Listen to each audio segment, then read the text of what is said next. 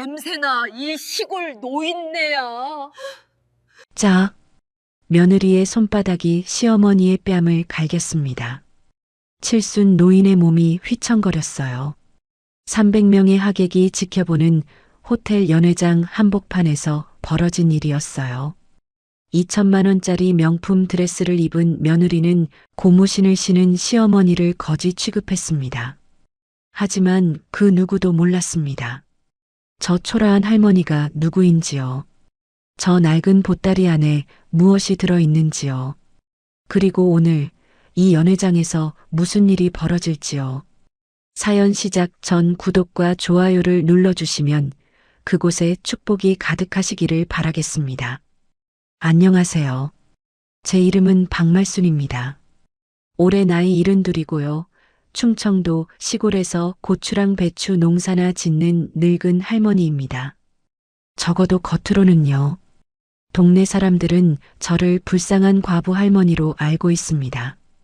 35년 전에 남편을 잃고 혼자서 아들을 키워낸 억척스러운 여자라고요. 맞는 말이에요. 근데 반만 맞습니다. 제가 누군지 아는 사람은 서울 명동 사채 시장에나 가야 찾을 수 있거든요. 거기서는 저를 명동 호랑이라고 부릅니다. 기업어음을 좌지우지하는 현금 부자, 그게 진짜 제 얼굴이에요. 새벽 4시 30년 넘게 써온 낡은 자명종이 따르릉 소리를 냅니다. 저는 눈을 번쩍 떴습니다. 사실 잠이 깊이 들지 않았어요. 밤새 뒤척였거든요. 드디어 오늘이니까요. 35년을 기다린 날이 밝은 겁니다. 이불을 걷어차고 일어나 부엌으로 내려갔습니다. 찬물을 대야에 받아 세수를 했어요. 얼음장 같은 물이 얼굴을 때리자 정신이 번쩍 들었습니다. 거울을 들여다봤습니다. 주름투성이 얼굴에 군데군데 검버섯이 피어 있었어요. 손등에는 굵은 핏줄이 붉어져 나와 있었고 손가락 마디마디는 관절염으로 굵어져 있었습니다. 72살 먹은 늙은이 꼴이 딱 그랬어요. 하지만 제 두 눈만은 달랐습니다. 맑지도 흐리지도 않은 날카롭게 가라앉은 눈이었습니다. 35년을 벼르고 벼른 사람의 눈이었거든요. 저는 거울 속 제 얼굴을 똑바로 보며 나지막이 중얼거렸습니다. 오늘이다. 아궁이에 불을 지폈습니다. 장작개비가 타들어가는 소리가 적막한 새벽을 깨웠어요. 불꽃이 활활 피어오르는 걸 바라보다가 저는 붓두막 아래 숨겨둔 양철 상자를 꺼냈습니다. 녹이 슬어 빛깔이 변해버린 오래된 상자였어요. 뚜껑을 열자 낡은 셔츠 조각이 나왔습니다. 35년 전 제 남편이 마지막으로 입었던 셔츠의 자락이었습니다. 거기엔 핏자국이 묻어 있었어요. 세월이 흘러 검붉게 바랬지만 저는 그날을 똑똑히 기억합니다. 저는 매일 아침 이걸 꺼내봅니다. 하루도 빠짐없이요. 남들은 불쌍한 과부가 남편 생각에 슬퍼서 그런다고 생각하겠죠. 아닙니다. 저는 복수를 다짐하려고 이걸 보는 겁니다. 원수놈의 얼굴을 잊지 않으려고요. 셔츠 조각을 도로 상자에 넣고 저는 안방으로 들어갔습니다. 남편의 영정사진이 방 한구석에 모셔져 있었어요. 흑백 사진 속에서 젊은 남편이 웃고 있었습니다. 40도 안 된 나이에 세상을 떠난 사람이었죠. 저는 손수건을 꺼내 영정사진의 먼지를 정성껏 닦아냈습니다. 유리 너머로 남편의 눈과 제 눈이 마주쳤어요. 영감, 우리 아들 성우는 아직도 몰라요. 자기 장인이 아버지 죽인 원수놈인 줄. 내가 입 닫고 그 집구석에 장가보낸 죄, 오늘 다 갚을겨. 성우는 정말 아무것도 모릅니다. 제가 일부러 감춘 거니까요. 원수의 딸과 결혼시킨 것도 그 집에서 기죽어 사는 것도 다 제 계획의 일부였어요. 아들한테는 미안하지만 이렇게 해야만 했습니다. 복수라는 게 그런 겁니다. 가장 아끼는 것까지 내걸어야 완성되는 거거든요. 날이 밝자 저는 몸빼를 입고 텃밭으로 나갔습니다. 고추밭 고랑 사이를 오가며 호미질을 했어요. 흙먼지가 얼굴에 튀고 등에선 땀이 줄줄 흘렀습니다. 허리가 끊어질 것 같았지만 멈추지 않았어요. 이게 제 위장이니까요. 그때 옆집에 사는 이천댁이 울타리 너머로 얼굴을 내밀었습니다. 아이고 말순이 고추 따기 전에 약 한 번 더 쳐야 허겄네. 근데 나 어저께 서울 사는 딸년이 명품 가방 사줬어. 이태리에서 만든 건데 300만 원이나 한다더라고. 저는 호미질을 멈추고 부러운 척 눈을 동그랗게 떴습니다. 허이고 300만 원이나? 세상에 가방이 그렇게 비싸? 나는 그런 거 구경도 못 해봤구만. 이천댁은 팔자가 좋으셔. 속으로는 비웃었습니다.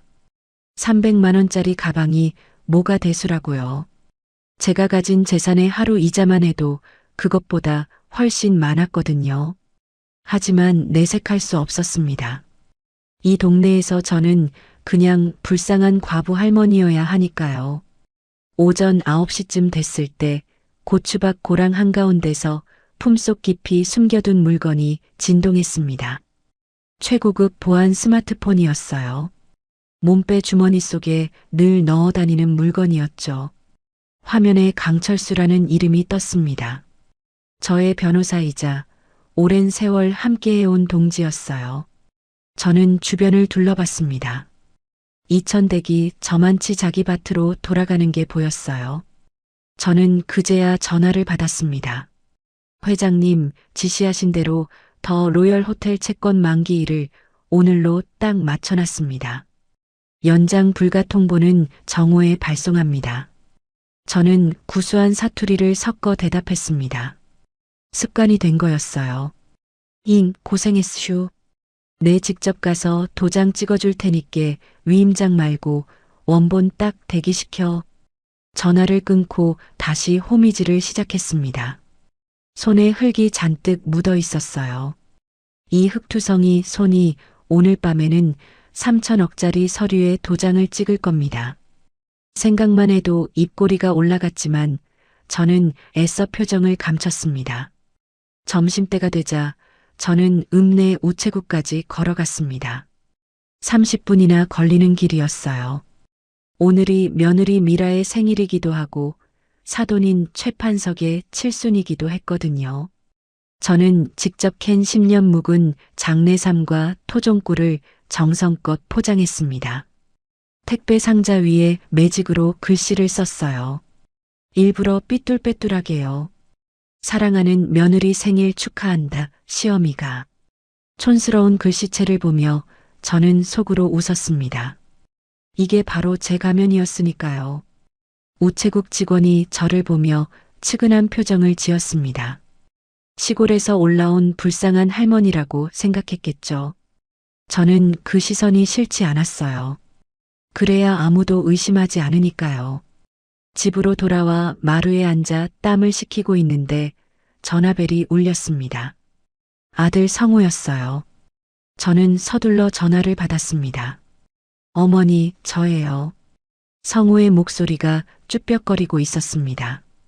뭔가 말하기 어려운 게 있다는 걸 단박에 알 수 있었어요. 왜 무슨 일이냐? 그게 이번 장인어른 칠순잔치 말인데요. 호텔에서 크게 하거든요. 근데 어머니는 오시지 않는 게 좋을 것 같아요. 미라가 좀 부담스러워해서요. 가슴이 칼로 도려내는 것처럼 아팠습니다. 내 아들이 내가 낳고 키운 자식이 제 어미한테 오지 말라고 하는 거였어요. 물론 성우 잘못이 아니라는 건 압니다. 그 집에서 얼마나 기가 죽어 살았으면 저런 말을 하겠어요. 목소리가 떨리는 게 느껴졌습니다. 아들도 힘든 거였어요. 저는 목청을 가다듬고 대답했습니다. 알았다. 바쁜데 늙은이가 껴서 못하냐? 니들끼리 자려. 전화를 끊고 나서 한참을 멍하니 앉아 있었습니다. 주먹을 꽉 쥐었더니 손톱이 손바닥에 파고들었어요. 내 아들을 저렇게 만들어 놓은 놈들이었습니다. 분노가 치밀어 올랐지만 저는 그 분노를 꾹 눌렀습니다. 오늘 밤 그 분노를 제대로 쏟아낼 테니까요. 해가 뉘엿뉘엿질 무렵 이번엔 며느리한테서 전화가 왔습니다. 받자마자 히스테릭한 목소리가 고막을 찔렀습니다. 어머니, 이런 흙 묻은 박스 좀 보내지 말라고 했죠? 경비실에서 냄새난다고 인터폰 왔잖아요. 저는 할 말을 잃었습니다. 10년 묵은 장내삼을요, 경비실에서 냄새난다고요? 아가, 그게 장내삼이요. 몸에 좋은 거야. 그냥 버리면 안 되는데. 아이 몰라요. 그냥 경비 아저씨 줬어요. 계좌로 돈이나 좀 붙이세요. 호텔 뷔페가 비싸니까. 툭 전화가 끊겼습니다. 저는 한참 동안 전화기를 내려다봤습니다. 손이 부들부들 떨리고 있었어요. 화가 나서가 아니었습니다. 아니, 화가 나기도 했지만 그보다는 허탈함이 더 컸어요. 내 정성을 쓰레기 취급하는 년이었습니다. 하지만 그래서 더 좋았어요. 오늘 밤 제가 할 일에 거리낌이 없어졌으니까요.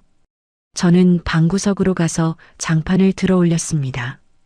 그 밑에는 최첨단 생체 인식 금고가 숨겨져 있었어요. 지문과 홍채를 인식해야만 열리는 금고였죠. 저는 금고에 손을 대고 눈을 가까이 가져갔습니다. 삑 소리와 함께 금고 문이 열렸습니다. 안에는 현금이 없었습니다.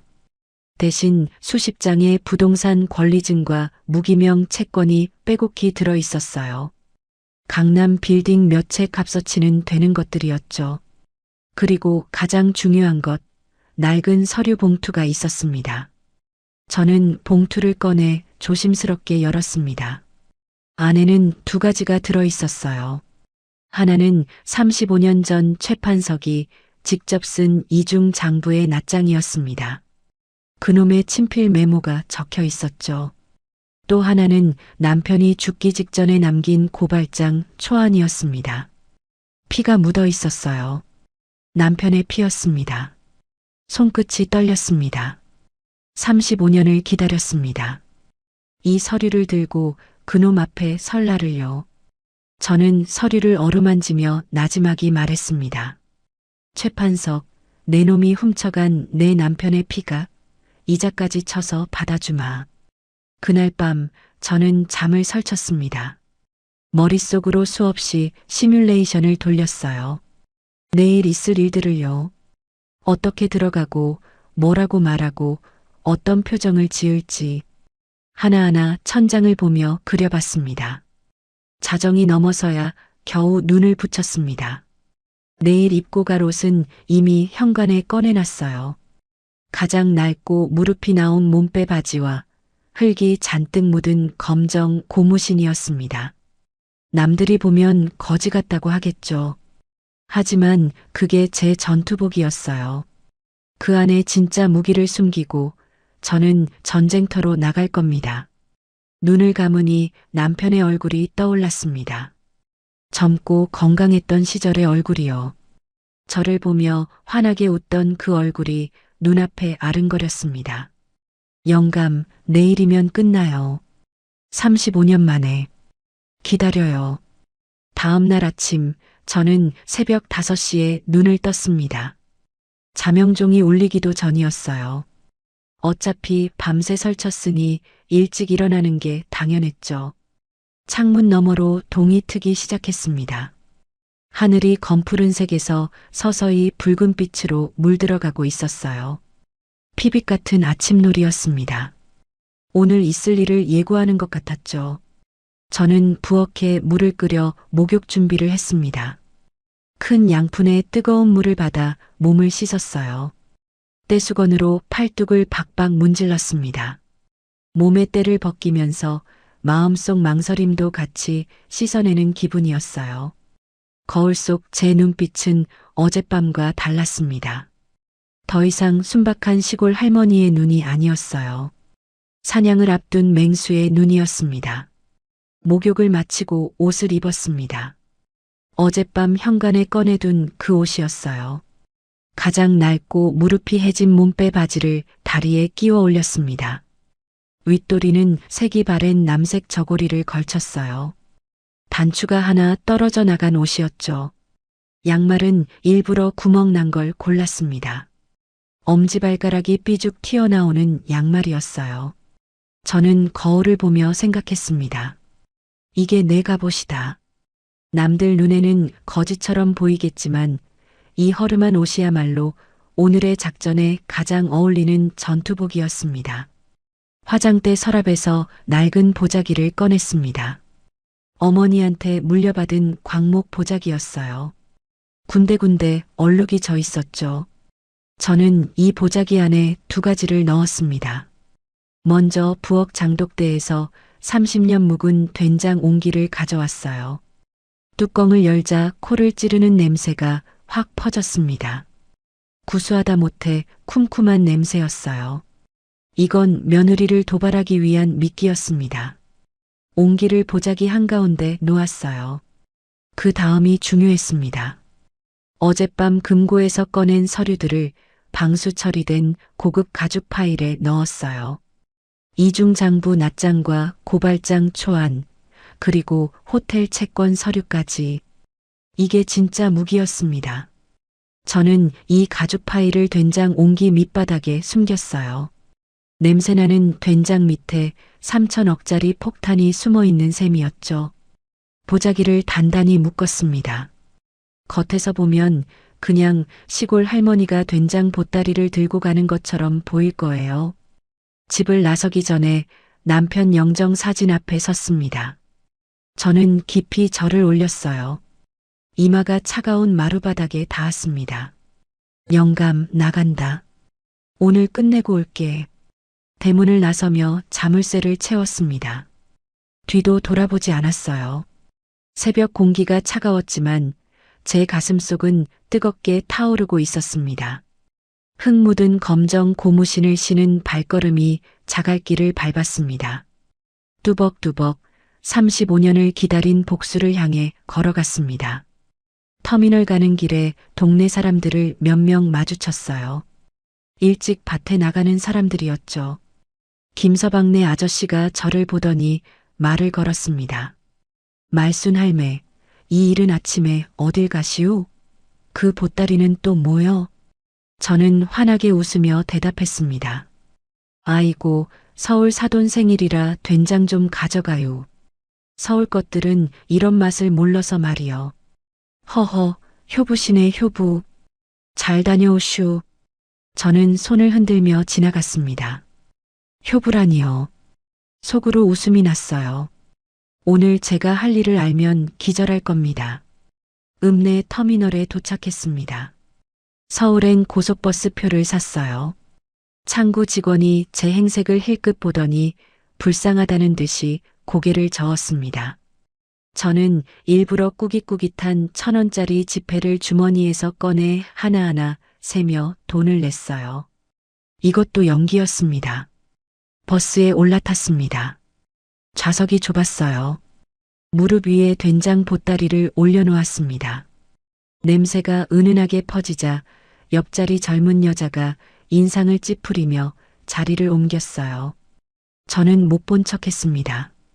창밖으로 스쳐 지나가는 풍경을 바라봤어요. 35년 전이 떠올랐습니다.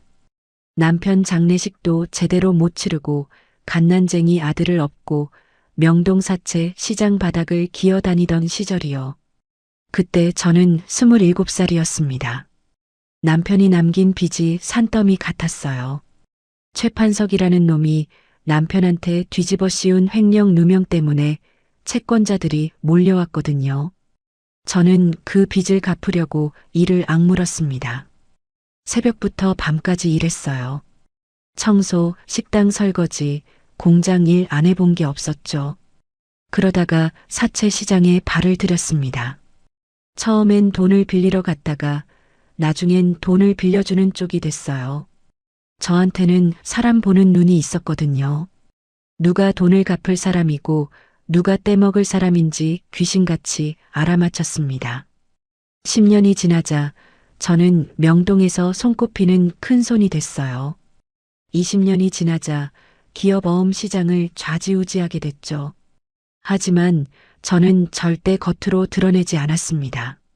시골에 숨어 살면서 농사꾼 행세를 했어요. 그게 제 복수의 첫 번째 단계였거든요. 그 사이에 최판석 그놈은 승승장구했습니다. 내 남편한테 뒤집어 씌운 돈으로 건설업에 뛰어들었고 호텔 사업까지 손을 뻗었어요. 더 로열 호텔이 바로 그렇게 세워진 겁니다. 저는 그 과정을 지켜보면서 이를 갈았습니다. 하지만 참았어요. 때가 올 때까지요.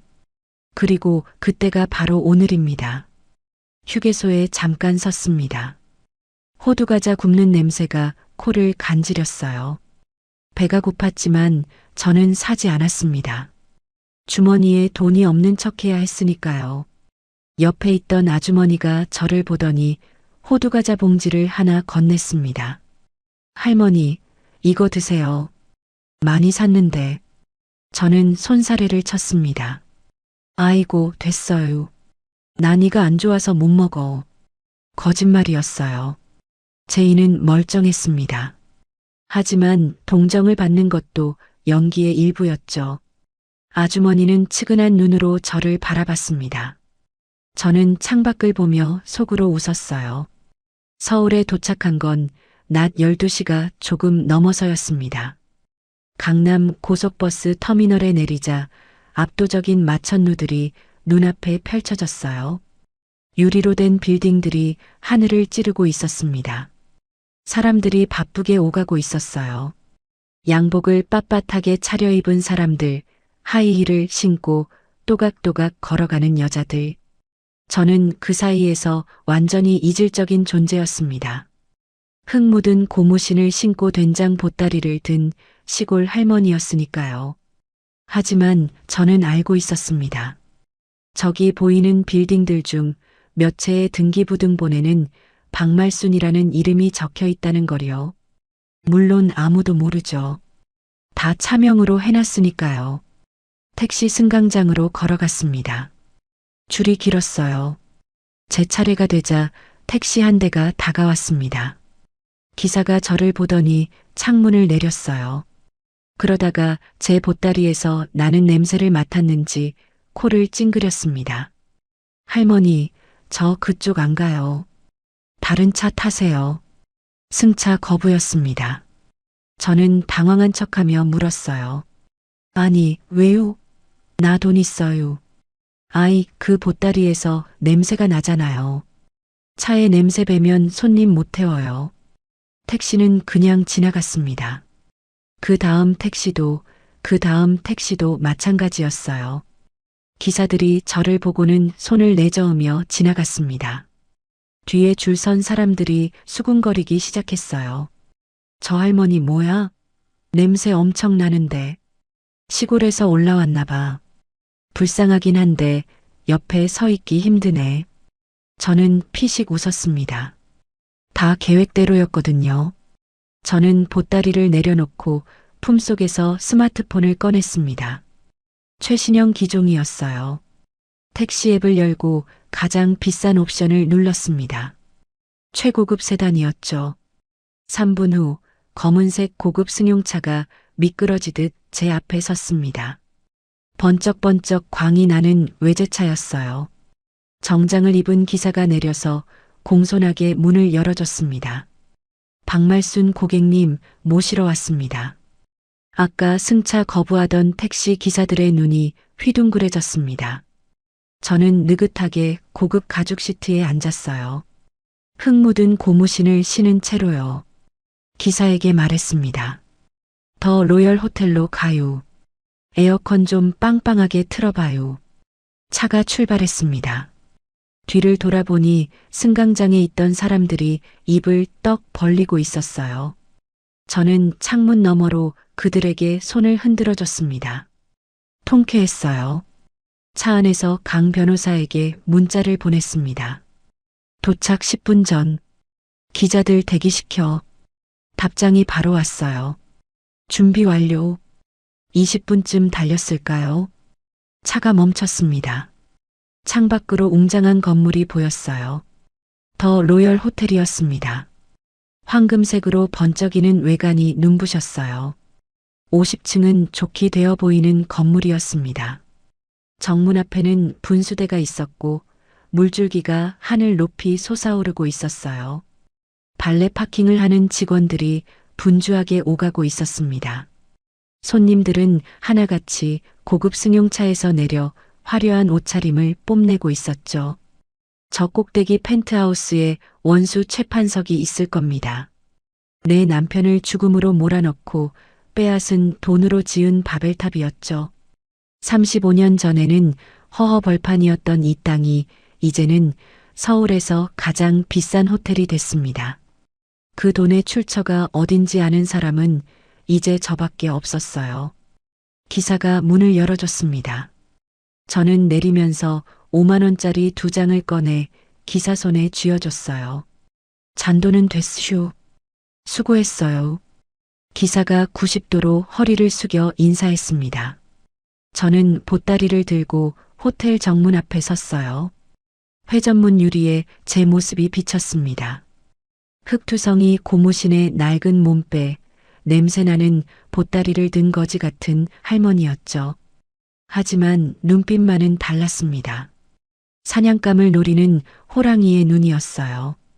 호텔 도어맨이 저를 발견하고 인상을 찌푸렸습니다. 무전기에 대고 뭐라고 속삭이더니 저를 향해 다가왔어요. 저는 보따리 속 서류 가방이 단단히 있는지 손으로 확인했습니다. 심장이 쿵쿵 뛰기 시작했어요. 심호흡을 했습니다. 영감, 나 들어간다. 판을 갈아엎으러. 저는 회전문을 밀고 안으로 들어갔습니다. 회전문을 밀고 들어서자마자 다른 세상이 펼쳐졌습니다. 로비 천장에는 거대한 크리스털 샹들리에가 매달려 있었어요. 수천 개의 유리 조각이 햇빛을 받아 무지갯빛으로 반짝이고 있었습니다. 바닥은 대리석이었어요. 하얗고 매끈한 대리석에 제 얼굴이 비칠 정도였습니다. 제 흙 묻은 고무신이 닿기에는 너무나 깨끗한 바닥이었죠. 호텔 특유의 고급스러운 향기가 코끝을 스쳤습니다. 백합인지 장미인지 모를 은은한 향이었어요. 그리고 그 향기 사이로 제 보따리에서 나는 된장 냄새가 슬그머니 퍼져나갔습니다. 두 냄새가 기묘하게 뒤섞였어요. 로비 한쪽에는 그랜드 피아노가 놓여 있었습니다. 연미복을 입은 젊은 남자가 클래식 곡을 연주하고 있었어요. 우아한 선율이 로비를 가득 채우고 있었죠. 그런데 제가 들어서자 연주가 잠깐 끊겼습니다. 피아니스트도 저를 쳐다봤거든요. 로비에 있던 사람들의 시선이 저에게로 쏠렸습니다. 정장을 빳빳하게 차려입은 사업가들, 보석을 주렁주렁 단 사모님들, 외국인 관광객들까지 모두가 저를 쳐다봤어요. 마치 동물원에 이상한 동물이 들어온 것처럼요. 수군거리는 소리가 들렸습니다. 저 할머니 뭐야? 어머, 냄새 좀 봐. 뭘 들고 온 거야? 호텔에 저런 사람이 어떻게 들어왔어? 저는 못 들은 척하고 앞으로 걸어갔습니다. 고무신이 대리석 바닥에 닿을 때마다 퍽퍽 소리가 났어요.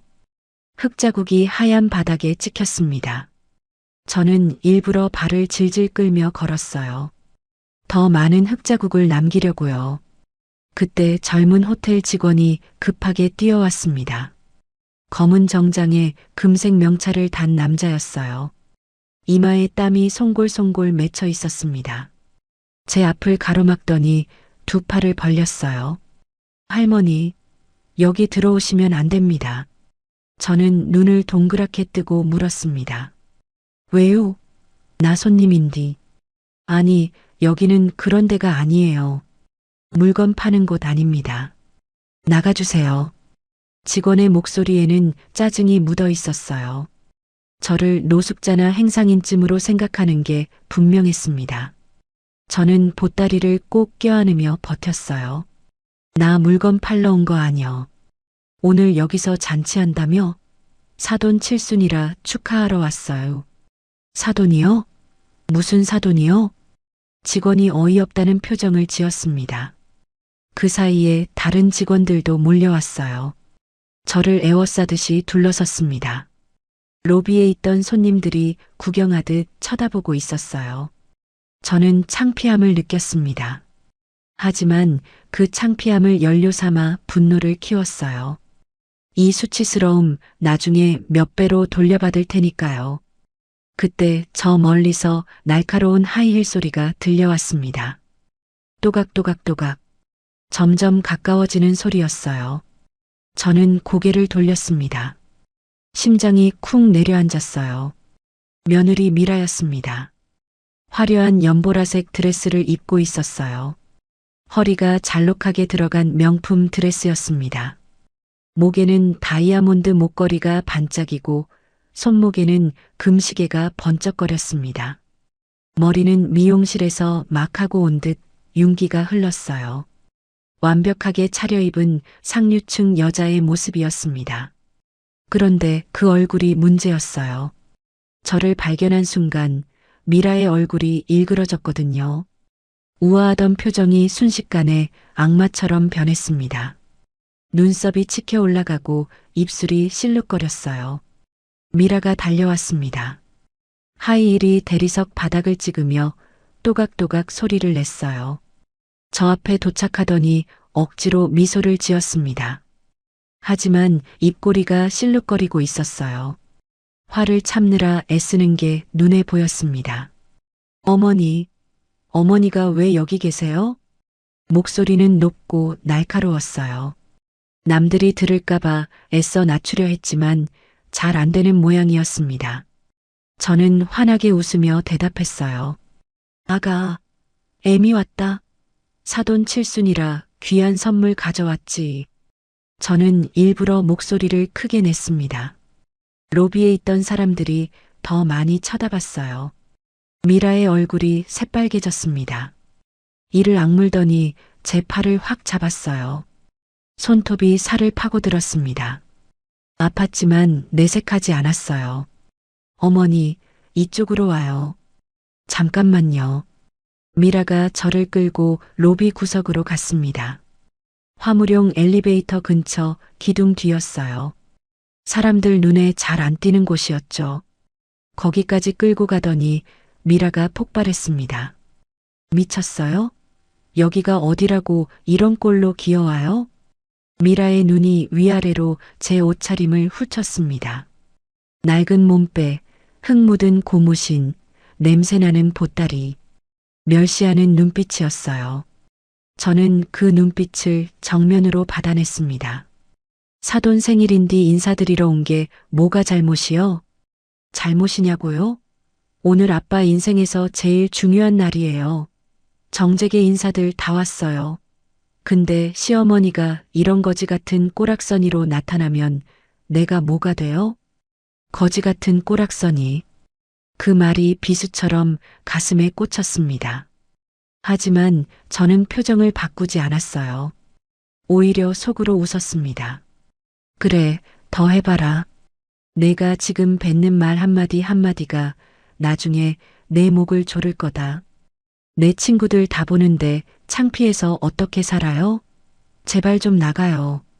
뒷문으로요. 미라가 제 등을 떠밀었습니다. 저는 꿈쩍도 하지 않았어요. 보따리를 더 꽉 껴안았습니다. 72년을 살면서 온갖 멸시와 천대를 다 받아봤지만 제 며느리한테 이런 취급을 받으니 가슴 한구석이 쓰렸습니다. 하지만 저는 그 쓰라림마저 무기로 삼기로 했어요. 나왔으니께 인사는 하고 가야지. 선물도 전해줘야 하고. 선물이요? 또 그 냄새 나는 거예요? 아까 보낸 것도 버렸거든요. 미라가 코를 막으며 인상을 찌푸렸습니다. 그러더니 갑자기 자기 클러치 백을 열었어요. 안에서 지갑을 꺼내더니 5만 원권 몇 장을 뽑았습니다. 그리고는 제 낡은 조끼 주머니에 구겨 넣었어요. 이거 받고 제발 꺼져요. 택시비 넉넉하게 드렸잖아요. 냄새나니까 빨리 가요. 돈다발이 제 주머니에서 빠져나와 바닥에 떨어졌습니다. 5만 원짜리 지폐들이 대리석 바닥 위에 나뒹굴었어요. 저는 그 돈을 내려다봤습니다.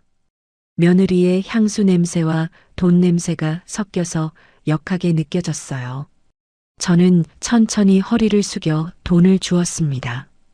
관절이 아팠지만 참았어요. 한 장 한 장 정성껏 주어서 주머니에 넣었습니다. 미라는 그 모습을 비웃듯이 쳐다봤어요. 팔짱을 끼고 코웃음을 쳤습니다. 저는 속으로 다짐했어요. 이 돈 나중에 내 병원비로 쓰게 해주마. 그때 누군가 다가오는 발소리가 들렸습니다. 고개를 드니 50대쯤 되어 보이는 남자가 서 있었어요. 비싼 양복을 입고 귀에 이어폰을 꽂은 남자였습니다. 최판석의 비서실장이었어요. 저는 그놈 얼굴을 알고 있었습니다. 멀리서 사진으로만 봤지만요. 이사님, 회장님께서 입구가 소란스럽다고 불쾌해하십니다. 무슨 일입니까? 미라가 당황한 기색을 보이더니 억지로 웃었습니다. 아, 별거 아니에요. 그냥 정신이 좀 이상한 잡상인인데 제가 알아서 내보낼게요. 잡상인이라고요. 정신이 이상하다고요. 저를 치매 노인 취급하고 있었습니다. 저는 눈을 부라렸어요. 비서실장을 똑바로 쳐다보며 소리쳤습니다. 나 잡상인 아니여. 최판석이 안 사돈 박말순이라고. 비서실장의 눈이 커졌습니다. 박말순이라는 이름은 들어본 적 있을 거예요. 회장 사돈이니까요. 하지만 이렇게 허름한 행색일 줄은 몰랐겠죠. 비서실장이 무전기를 들더니 뭐라고 속삭였습니다. 미라의 얼굴이 새파랗게 질렸어요. 이 상황이 아버지 귀에 들어갈까봐 두려운 모양이었습니다. 미라가 다시 저를 끌어당기며 소리쳤어요. 보안 요원, 뭐해? 이 노인네 당장 끌어내. 어디선가 거구의 남자 둘이 나타났습니다. 검은 양복에 선글라스를 낀 보안 요원들이었어요. 덩치가 곤만했습니다. 그들이 제 양팔을 낚아챘어요. 팔이 뒤로 꺾이는 느낌이 들었습니다. 아파서 비명이 터져 나올 뻔했어요. 저는 이를 악물었습니다. 보따리를 놓치지 않으려고 필사적으로 껴안았어요. 이게 떨어지면 안 됐거든요. 35년의 계획이 담긴 보따리였습니다. 보안 요원들이 저를 출구 쪽으로 질질 끌고 갔습니다. 발이 바닥에 끌리면서 고무신 한 짝이 벗겨졌어요. 구멍난 양말이 드러났습니다. 엄지발가락이 삐죽 튀어나온 초라한 모습이었죠. 로비에 있던 사람들이 웅성거렸습니다. 휴대폰을 꺼내 촬영하는 사람도 있었어요. 어떤 여자는 혀를 끌끌 차면서 고개를 저었습니다. 불쌍하다는 건지 한심하다는 건지 모를 표정이었어요. 저는 끌려가면서도 소리쳤습니다.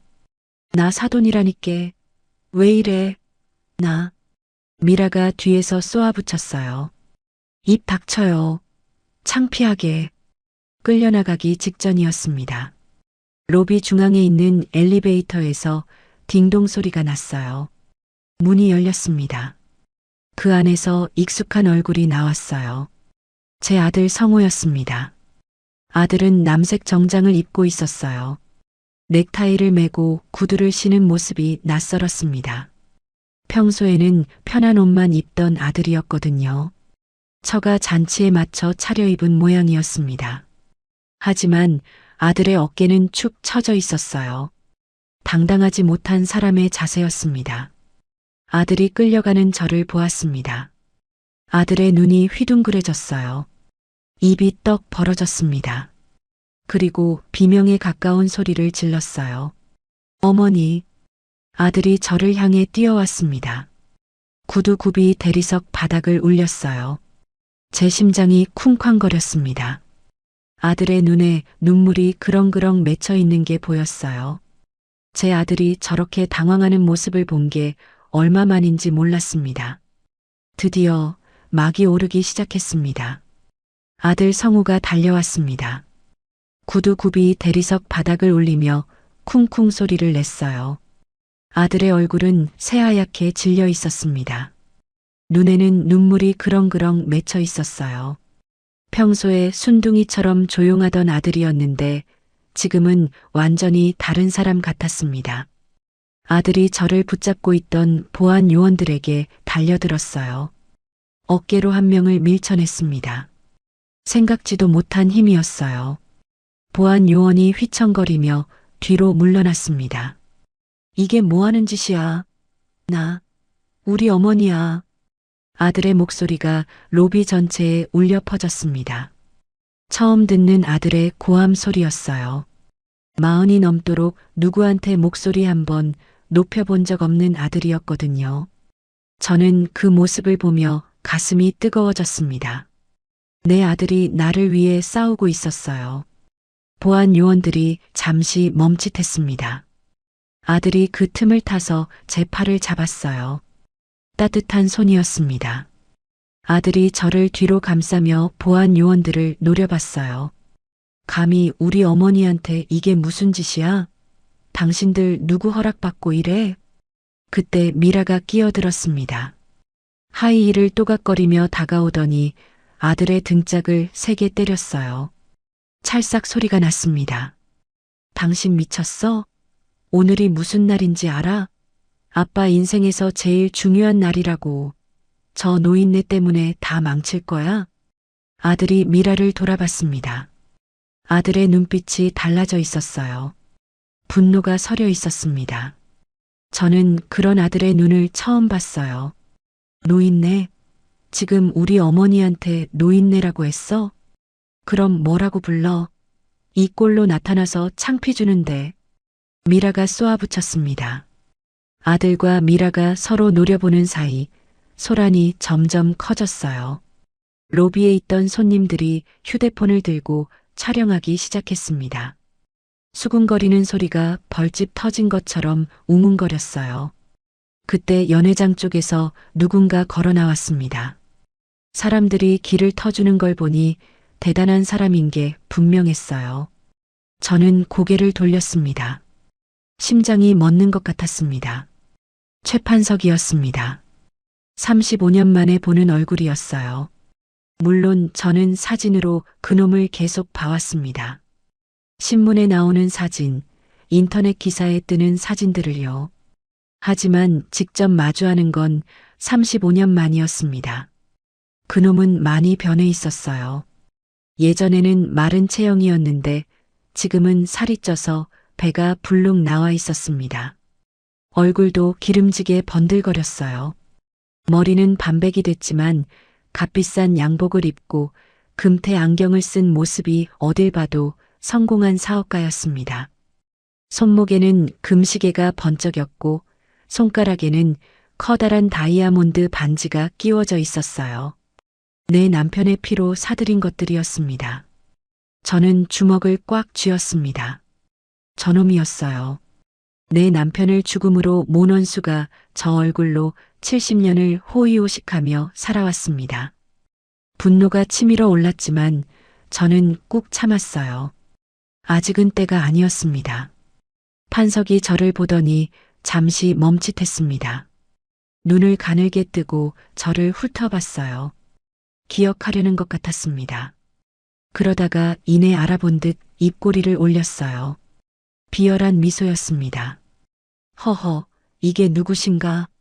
박 여사님 아니시오? 판석의 목소리는 굵고 느릿느릿했습니다. 여유가 넘쳐 흘렀어요. 자기 영역에서 완전히 주인 행세를 하는 목소리였습니다. 주변 하객들과 기자들이 몰려들기 시작했어요. 판석이 이 상황을 어떻게 처리하는지 구경하려는 눈치였습니다. 미라가 급하게 아버지에게 다가갔습니다. 아빠, 제가 알아서 내보낼게요. 신경 쓰지 마세요. 하지만 판석은 손을 내저었어요. 그러더니 일부러 목소리를 크게 높였습니다. 아니야, 괜찮아. 다들 들어오시게 하세요. 시골에서 사돈이 축하해주러 오셨는데 박절하게 굴면 쓰나? 사람들이 웅성거렸습니다. 판석은 관대한 척 연기를 하고 있었어요.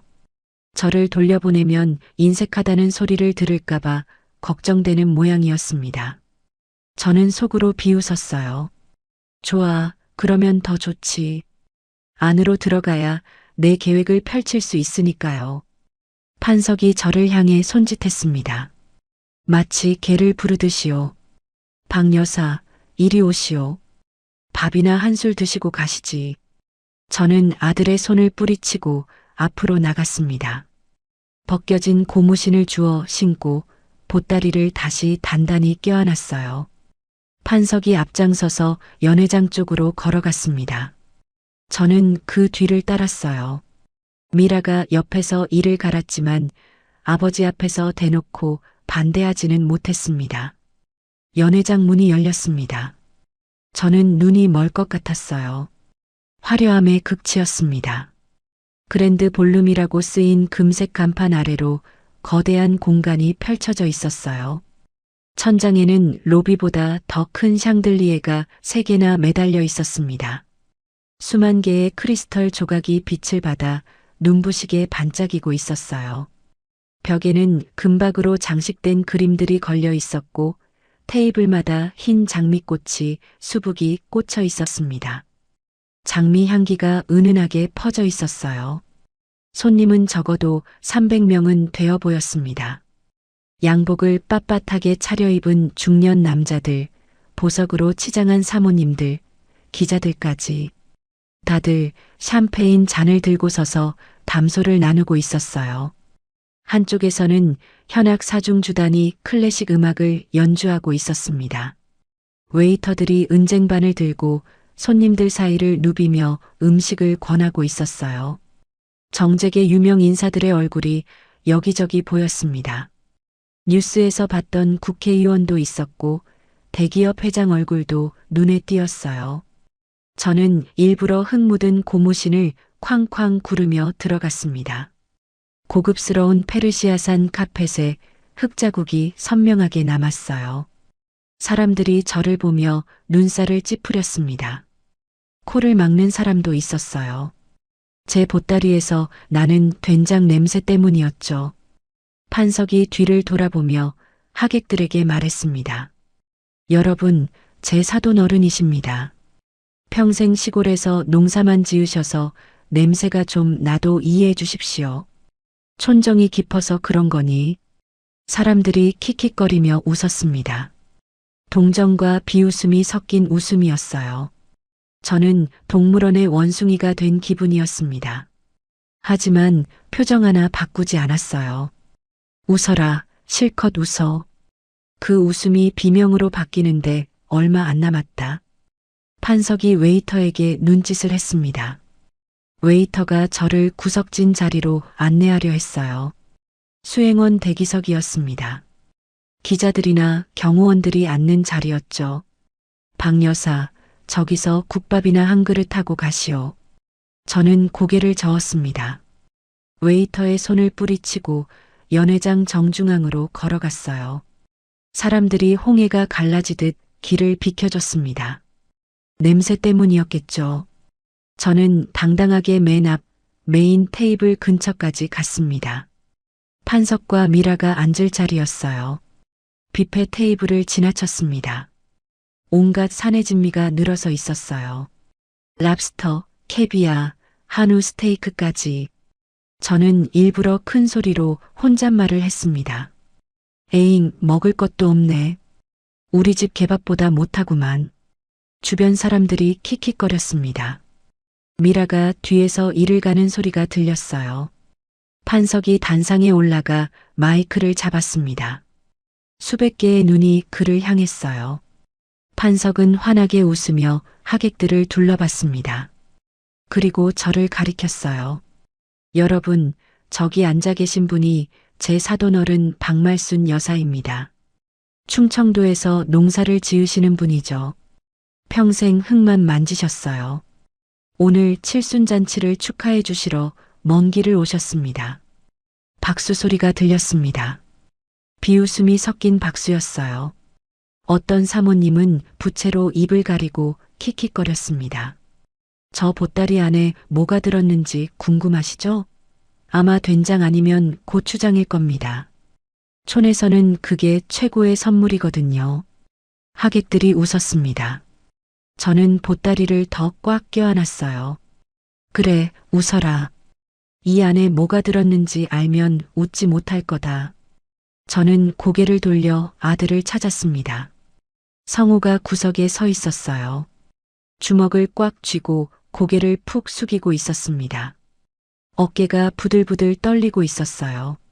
아까 저를 위해 보안 요원들과 맞섰던 용기는 어디 갔는지 지금은 완전히 기가 죽어 있었습니다. 옆에 서 있는 미라가 뭐라고 속삭이는 게 보였어요. 아마 잔소리를 하고 있겠죠. 아들은 고개를 끄덕이며 듣고만 있었습니다. 아들은 장인이 자기 아버지를 죽인 원수인 줄 몰랐습니다. 그저 무능한 자신 때문에 어머니가 모욕당한다고 생각하고 있었겠죠. 처갓집 덕으로 먹고 사는 주제에 아무것도 해줄 수 없는 자신을 탓하고 있을 거예요. 그 모습을 보니 가슴이 찢어졌습니다. 미안하다, 성호야. 엄마가 너한테 너무 많은 걸 숨겼다. 하지만 오늘이 지나면 다 알게 될 거다.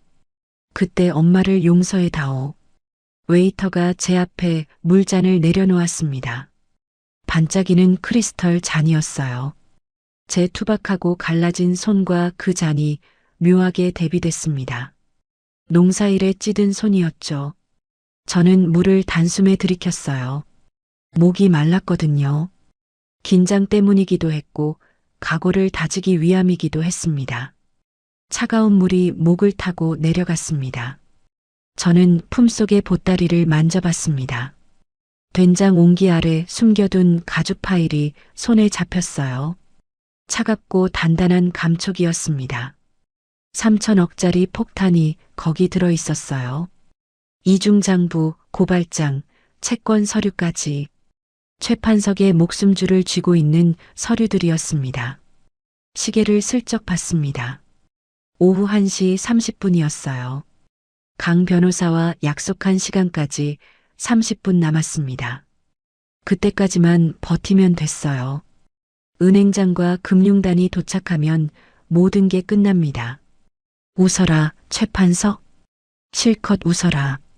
그 웃음이 비명으로 바뀌는데 딱 30분 남았다. 식사가 시작됐습니다. 웨이터들이 분주하게 움직이며 접시를 날랐어요. 한우 스테이크, 랍스터 요리, 전복찜까지. 눈앞에 산의 진미가 펼쳐졌지만 저는 젓가락을 들지 않았습니다. 배가 고프지 않았거든요. 아니, 정확히 말하면 다른 것에 정신이 팔려 있었어요. 옆 테이블에서는 사모님들이 킥킥거리며 저를 흘겨보고 있었습니다. 수군거리는 소리가 귓전을 맴돌았어요. 저 할머니 냄새 때문에 밥맛 떨어진다느니 왜 저런 사람을 들여보냈느니 하는 소리들이었죠. 시계를 슬쩍 봤습니다. 오후 1시 45분이었어요. 15분만 더 버티면 됐습니다. 강 변호사와 금융단이 도착할 시간이 얼마 남지 않았어요. 저는 무릎 위에 올려놓은 보따리를 꽉 껴안았습니다. 된장 냄새가 은은하게 퍼지고 있었지만 주변 사람들은 이제 적응했는지 코를 막지 않았어요. 아니면 일부러 무시하는 건지도 몰랐죠. 판석이 자리에서 일어났습니다. 샴페인 잔을 들고 테이블 사이를 돌아다니기 시작했어요. 하객들과 일일이 잔을 부딪히며 인사를 나눴습니다. 김 회장님, 오늘 와주셔서 감사합니다. 호텔 확장 사업에 많은 투자 부탁드립니다. 박 의원님, 다음 선거 때도 잘 부탁드려요. 우리 호텔이 든든한 후원자가 될 겁니다. 판석의 목소리에는 자신감이 넘쳤습니다. 자기 세상에서 왕노릇을 하는 사람의 목소리였어요. 저는 그 모습을 지켜보며 속이 부글부글 끓었습니다. 저놈이 저렇게 잘 나가는 동안 내 남편은 차가운 땅 속에 묻혀 있었어요. 저놈이 샴페인을 마시며 웃는 동안 저는 명동 바닥을 기어다니며 푼돈을 벌었습니다. 더 이상 참을 수가 없었어요. 저는 자리에서 벌떡 일어났습니다. 보따리를 들고 판석이 있는 메인 테이블 쪽으로 성큼성큼 걸어갔어요. 주변 사람들이 저를 쳐다봤습니다. 흙 묻은 고무신이 고급 카펫을 밟으며 퍽퍽 소리를 냈어요. 미라가 저를 발견하고 달려왔습니다. 하이힐이 바닥을 찍으며 또각또각 급한 소리를 냈어요. 미라의 얼굴은 새빨갛게 달아올라 있었습니다. 눈에는 불꽃이 튀는 것 같았어요. 어머니, 제발 좀 거기 찌그러져 있으라고요. 미라가 제 앞을 가로막았습니다. 양팔을 벌려서 저를 막아섰어요. 저는 물러서지 않았습니다. 생일 선물 주러 왔다니께? 네 아버지가 아주 환장하게 좋아할 거요. 저는 미라의 어깨를 밀치고 앞으로 나아갔습니다. 미라가 휘청거렸어요. 하이힐 굽이 꺾이는 바람에 넘어질 뻔했습니다. 저는 뒤도 돌아보지 않고 판석에게 다가갔어요. 판석이 샴페인 잔을 내려놓고 저를 바라봤습니다. 입꼬리를 비틀며 거만하게 웃었어요. 코끝이 실룩거렸습니다. 마치 더러운 벌레라도 보는 것 같은 눈빛이었어요. 제가 들고 있는 보따리를 보더니 눈살을 찌푸렸습니다. 박 여사, 뭘 또 구질구질하게 가져오셨소? 된장이요? 짠지요? 냄새가 아주 고약하구먼. 주변 사모님들이 킥킥거렸습니다. 어떤 사모님은 노골적으로 코를 막으며 부채질을 했어요. 어머, 지독해. 저것 똥 아니야? 웃음소리가 터져나왔습니다. 저는 이를 악물었어요. 모욕감이 온몸을 휘감았지만 동시에 복수심이 더 강하게 타올랐습니다. 좋아, 실컷 웃어라. 조금만 기다려라. 저는 보따리를 메인 테이블 위에 쾅 소리 나게 내려놓았습니다. 테이블이 흔들렸어요. 고급 접시들이 덜컹거리며 튀어올랐고 와인 잔이 흔들려서 레드 와인이 흰 테이블보에 튀었습니다. 붉은 얼룩이 피처럼 번져나갔어요. 이거 35년 묵은 거요. 아주 푹 사갔지. 뚜껑 열면 기절할겨. 제 목소리가 낮게 깔렸습니다. 의미심장한 말투였어요. 판석의 눈이 잠깐 흔들렸습니다. 35년이라는 숫자가 그놈의 뇌리를 스쳤을 거예요. 하지만 곧 태어난 척 웃음을 지었어요. 허허, 35년 묵은 된장이면 아주 귀한 거겠구먼. 나중에 잘 먹겠소. 그때 미라가 다시 달려왔습니다. 이번에는 완전히 이성을 잃은 얼굴이었어요. 눈이 뒤집혀 흰자위가 보일 지경이었습니다. 미라가 날카로운 목소리로 소리쳤어요. 아, 진짜. 경비. 이 노인네 당장 끌어내라고. 시어머니에게 야라고 하다니요. 저는 귀를 의심했습니다. 아무리 그래도 며느리가 시어머니에게 저런 말을 하다니요. 하객들 사이에서도 웅성거리는 소리가 들렸어요. 이건 좀 심하다는 표정들이었습니다. 그때 아들 성우가 달려왔습니다. 구석에서 지켜보고 있다가 더 이상 참지 못한 모양이었어요. 아들이 미라의 팔을 붙잡았습니다. 그만해. 우리 어머니야. 당신 말이 너무 심하잖아. 아들의 목소리가 떨리고 있었어요. 분노와 수치심이 뒤섞인 목소리였습니다. 미라가 아들을 돌아봤어요. 그 눈빛이 무서웠습니다. 저는 미라의 그런 눈을 처음 봤어요. 완전히 광기에 사로잡힌 눈이었습니다. 미라가 아들의 정강이를 발로 걷어찼습니다. 하이힐 굽이 정강이 뼈를 정통으로 때렸어요. 아들이 비명을 지르며 휘청거렸습니다. 그것도 모자라서 미라가 아들의 가슴을 두 손으로 세게 밀쳤어요. 아들이 균형을 잃고 뒤로 넘어졌습니다. 쿵 소리와 함께 아들이 바닥에 나뒹굴었어요. 테이블 모서리에 등을 부딪혔는지 신음소리가 새어나왔습니다. 이 등신이 내 엄마 데리고 꺼지라고. 내 파티 다 망쳤잖아. 미라의 비명 같은 고함이 연회장에 울려 퍼졌습니다. 현악 사중주단의 연주가 뚝 멈췄어요. 바이올린을 켜던 연주자가 입을 벌린 채 멍하니 이쪽을 바라봤습니다. 모든 사람의 시선이 우리에게 쏠렸어요. 300명이 넘는 하객들이 숨을 죽이고 지켜보고 있었습니다. 카메라 플래시가 터지기 시작했어요. 기자들이 이 순간을 놓치지 않으려고 연신 셔터를 눌러댔습니다. 저는 바닥에 쓰러진 아들을 봤습니다. 성우가 얼굴을 일그러뜨리며 일어나려 했어요. 정강이를 붙잡고 신음을 내뱉었습니다.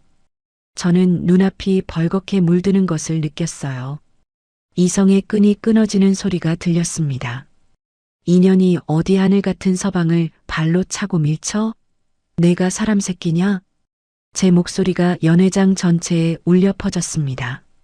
저도 몰랐던 괴력이 목구멍에서 터져 나왔어요. 35년 동안 참아왔던 분노가 폭발하는 것 같았습니다. 미라가 저를 비웃었습니다. 코웃음을 치며 입꼬리를 올렸어요. 완벽하게 화장한 얼굴이 일그러지니 악마처럼 보였습니다. 서방, 쥐뿔도 없는 주제에 처가살이하는 기생충이 무슨 서방, 어머니나 아들이나 똑같아. 거지근성이라니요. 저는 그 말을 듣고 속으로 웃었습니다. 내가 알기나 하냐. 내 아버지의 이 호텔 전체가 내 손아귀에 있다는 걸. 하지만 아직은 참아야 했어요. 조금만 더요. 그 말에 판석도 거들었습니다. 샴페인 잔을 탁자에 내려놓으며 저를 내려다봤어요. 자네는 빠지게. 그리고 박여사, 돈 필요하면 말을 하지 왜 행패야? 판석이 안주머니에서 수표책을 꺼냈습니다. 펜으로 뭔가를 쓰더니 수표 한 장을 찢어서 제 얼굴에 획 던졌어요. 종이가 제 뺨을 스치고 바닥에 떨어졌습니다. 자, 100만 원이면 됐소? 이거 먹고 떨어지시오. 100만 원. 35년의 복수를 100만 원으로 끝내라고요. 내 남편의 목숨값이 고작 100만 원이라고요. 저는 피식 웃었습니다.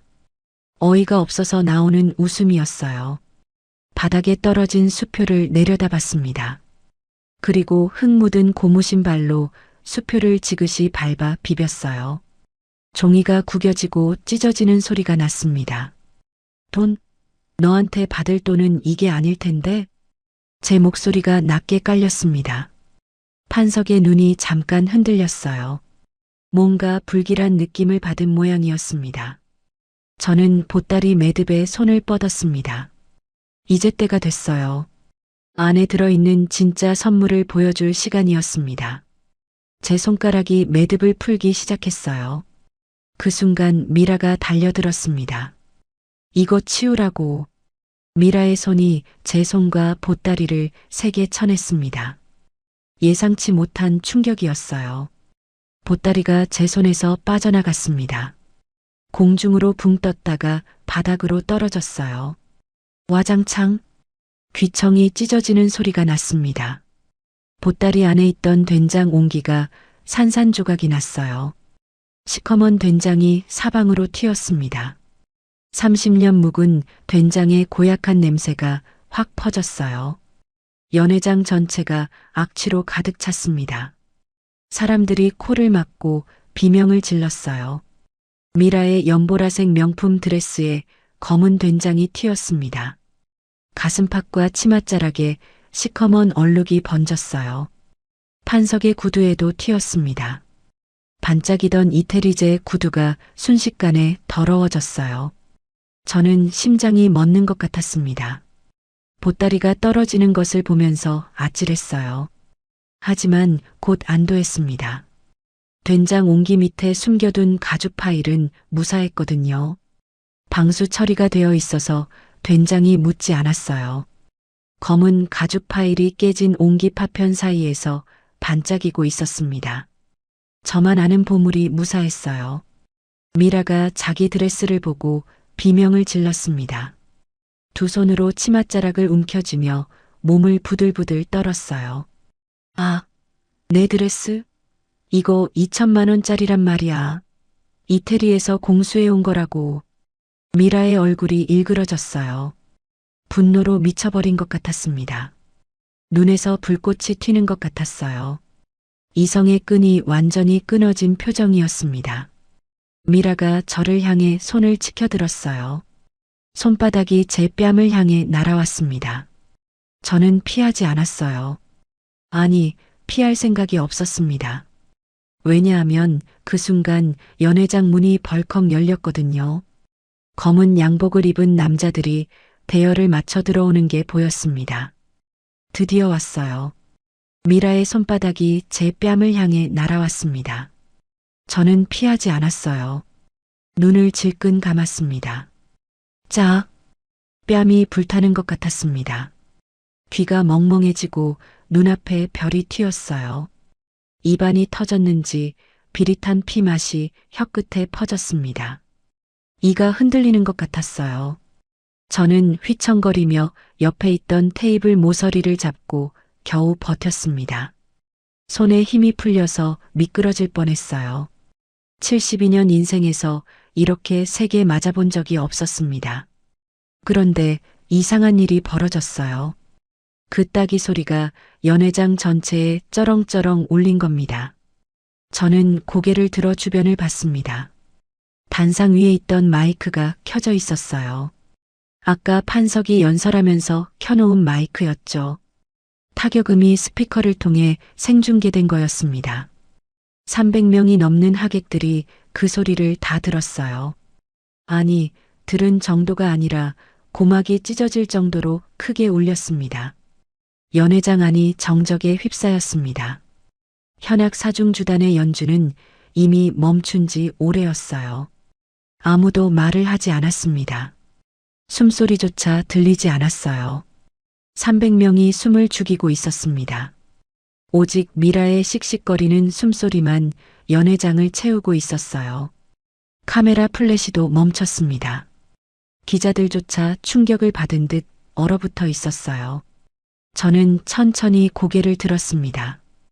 뺨이 욱신거렸어요. 볼이 부어오르는 게 느껴졌습니다. 입꼬리에서 피가 흘러내렸어요. 저는 손등으로 피를 쓱 닦았습니다. 그리고 미라를 똑바로 쳐다봤어요. 미라가 흠칫 놀라며 뒷걸음질 쳤습니다. 제 눈빛을 보고 그런 거였어요. 저도 제 눈이 어떻게 변했는지 느낄 수 있었습니다.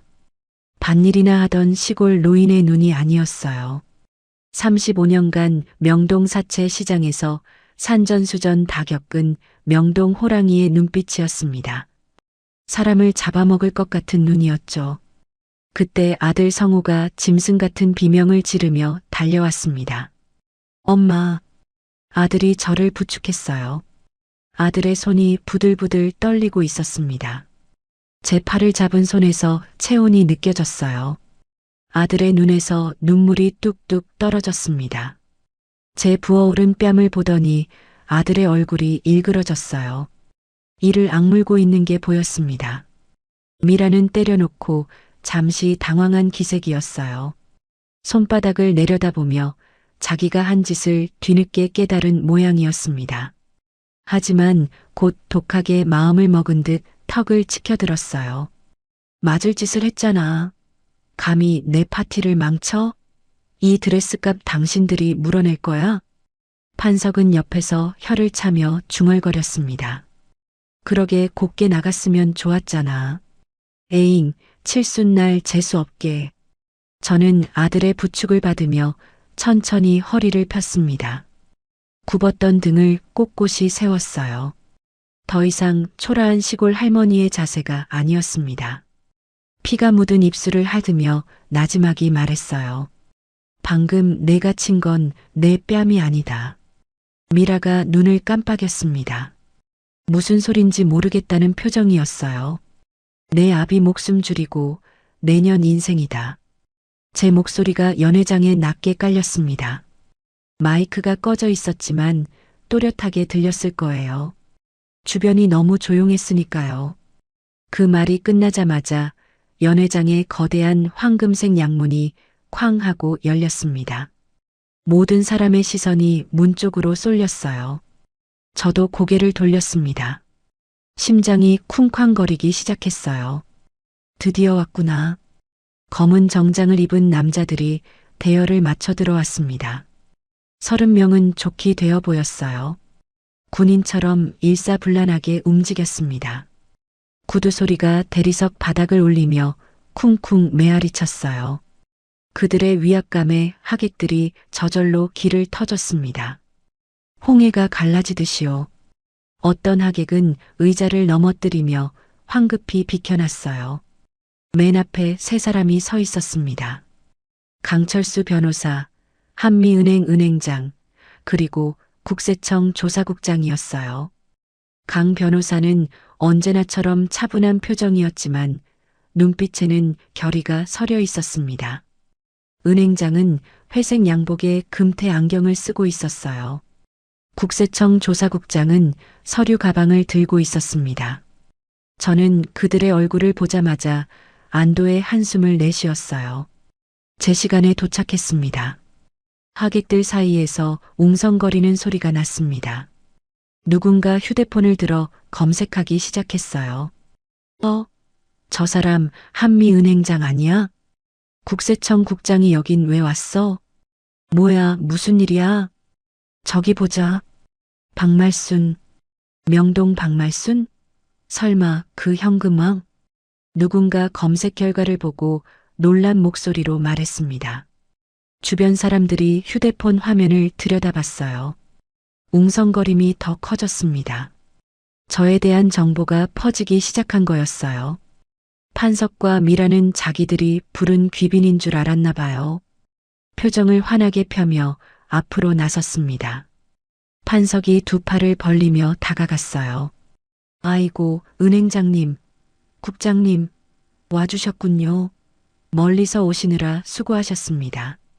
판석이 악수를 청하려고 손을 내밀었습니다. 하지만 은행장은 판석을 거들떠보지도 않았어요. 마치 투명 인간이라도 되는 것처럼 그냥 지나쳤습니다. 판석의 손이 허공에서 멈췄어요. 당황한 기색이 얼굴에 스쳤습니다. 은행장과 강 변호사 일행이 저를 향해 걸어왔습니다. 된장 범벅이 되고 뺨이 부어오른 채 서 있는 저에게요. 미라가 비웃듯이 콧방귀를 뀌었어요. 저 노인네한테 무슨 볼일이 있겠어 하는 표정이었습니다. 그들이 제 앞에 멈춰 섰습니다. 그리고 일제히 허리를 숙였어요. 90도로 꺾어지는 정중한 인사였습니다. 회장님, 늦어서 죄송합니다. 30명의 굵직한 목소리가 연회장을 쩌렁쩌렁 울렸습니다. 샹들리에의 크리스털 조각들이 진동할 정도였어요. 저는 그 소리를 들으며 가슴이 뜨거워졌습니다. 35년을 기다린 순간이었어요. 회장님이라는 호칭에 연회장 전체가 얼어붙었습니다. 시간이 멈춘 것 같았어요. 미라의 입이 떡 벌어졌습니다. 눈이 튀어나올 것처럼 커졌어요. 판석도 마찬가지였습니다. 손을 내민 채로 굳어버렸어요. 회장님? 미라가 더듬거리며 물었습니다. 목소리가 떨리고 있었어요. 얼굴이 창백해졌습니다. 아까까지 저를 때리며 거지근성이라고 욕하던 당당함은 온데간데 없었어요. 두 다리가 후들후들 떨리는 게 보였습니다. 강 변호사가 제게 다가와 깨끗한 손수건을 건넸습니다. 흰색 실크 손수건이었어요. 저는 그 손수건으로 입가의 피를 닦았습니다. 피가 손수건에 붉게 물들었어요. 그리고 천천히 굽었던 허리를 완전히 폈습니다. 어깨를 펴고 턱을 들었어요. 더 이상 시골에서 농사나 짓는 초라한 할머니가 아니었습니다. 명동 사채 시장의 전설, 현금왕 박말순이었어요. 3천억을 굴리는 여자였습니다. 저는 바닥에 흩어진 된장과 깨진 옹기 파편 사이에서 검은 가죽 파일을 집어들었습니다. 된장이 묻지 않은 깨끗한 파일이었어요. 방수 처리가 제대로 된 거였죠. 35년을 기다린 무기가 드디어 빛을 보는 순간이었습니다. 파일을 열어 안에 든 서류를 꺼냈습니다. 누렇게 바랜 오래된 종이였어요. 하지만 그 위에 적힌 글씨는 선명했습니다. 저는 첫 번째 서류를 판석의 코앞에 들이밀었어요. 판석의 눈이 종이 위를 훑었습니다. 읽으면서 얼굴이 점점 창백해졌어요. 이거 기억나? 35년 전 내가 내 남편한테 횡령 뒤집어 씌우려고 조작한 이중 장부야. 내 친필 메모까지 적혀 있어. 판석의 얼굴이 백지장처럼 하얗게 변했습니다. 입술이 파르르 떨렸어요. 눈동자가 심하게 흔들렸습니다. 이게 왜 여기 있어? 내가 그때 태워버렸는데. 내가 태운 건 복사본이야. 원본은 내 남편이 목숨 걸고 지켰어. 죽기 직전에 뱃속에 삼켜서라도 지키려고 했던 거야. 저는 피 묻은 고발장 초안을 꺼내 들었습니다. 35년 전 남편의 피가 묻은 종이었어요. 누렇게 바랜 종이 위에 검붉은 핏자국이 선명했습니다. 형사시효는 지났지. 내 놈을 감옥에 보낼 순 없어. 판석이 안도의 한숨을 내쉬려는 찰나 저는 두 번째 서류를 꺼냈습니다.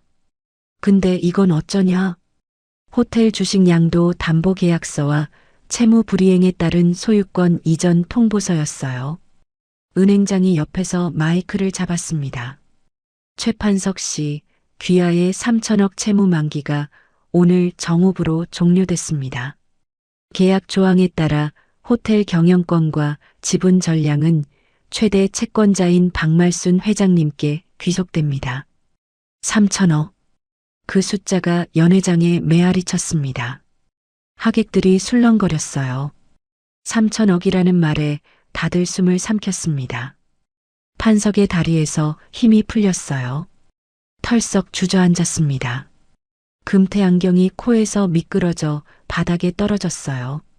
달그락 소리가 조용한 연회장에 크게 울렸습니다. 3천억을 어떻게 갚아? 오늘 잔칫날인데. 판석의 목소리가 기어 들어갔습니다. 아까까지 왕처럼 군림하던 자의 모습은 온데간데 없었어요. 비참하게 무너져 내리는 패배자의 모습뿐이었습니다. 손이 덜덜 떨리고 입술이 파르르 떨렸어요. 70살 먹은 노인이 어린아이처럼 쭈그러들어 있었습니다. 저는 주저앉은 판석을 내려다봤습니다. 35년 전 내 남편이 이 자리에 있었을 거예요. 그때는 내 남편이 저렇게 무너졌겠죠.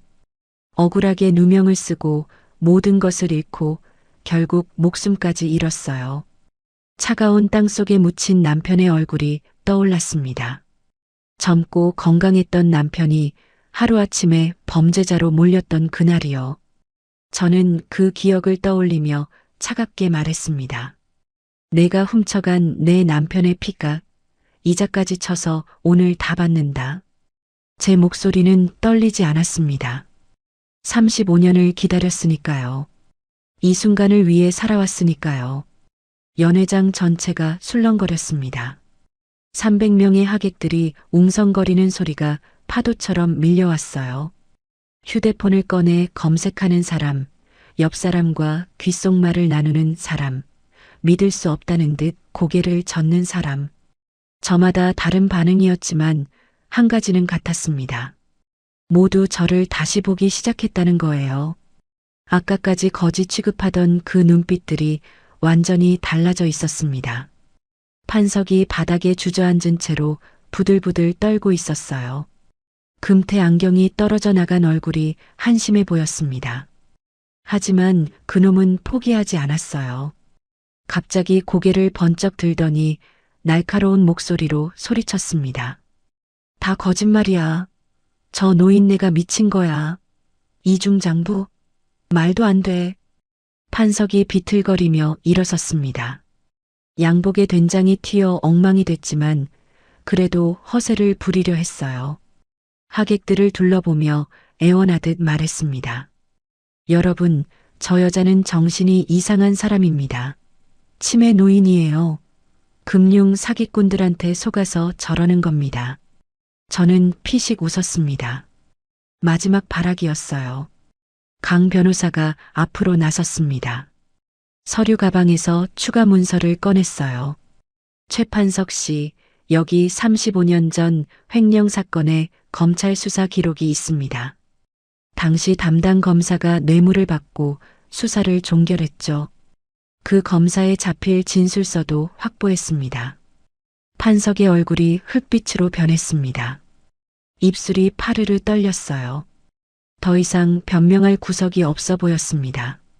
국세청 조사국장이 한 발 앞으로 나섰어요. 손에 들린 서류를 펼쳤습니다. 최판석 씨, 귀하에 대해 조세 포탈 혐의로 특별 세무조사가 개시됐습니다. 35년간의 탈세 내역, 비자금 조성, 해외 은닉 재산까지 자료가 이미 확보됐습니다. 하객들 사이에서 탄성이 터져 나왔습니다. 기자들이 미친 듯이 카메라 셔터를 눌러댔어요. 내일 신문 일면은 이 사건으로 도배될 게 분명했습니다. 판석이 무릎을 꿇었습니다. 오만하던 자의 모습은 온데간데 없었어요. 비싼 양복 무릎이 바닥에 닿아 더러워졌습니다.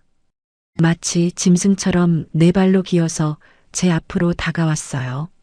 조금 전까지 왕처럼 군림하던 자가 개처럼 기어오고 있었습니다. 말순이, 박말순, 제발 한 번만 봐줘.